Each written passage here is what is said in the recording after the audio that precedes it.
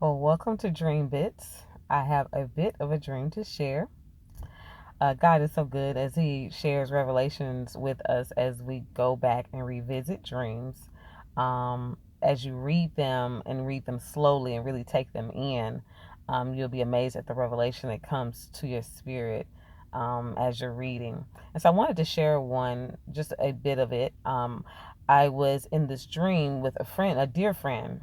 And in this dream, as I wrote it down, you want to pay attention to the wording. Make sure you don't change the wording. The word that comes to you is the word that you want to write down or record when you are or capturing your dreams.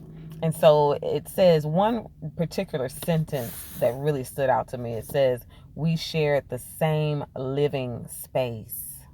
And I had to pause. I was like, okay, because it meant something more than a physical living space. And as I began to read through the dreams, I began to understand that God was speaking in the sense of we share the same living or quickened or spiritual space.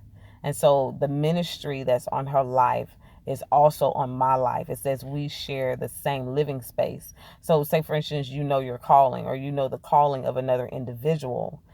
Say for instance, that person is a pastor. Say for instance, that person is a chaplain. Say, for instance, that person is the CEO of an organization, and God shows you something similar to that, like you had the same living space, you had the same rank.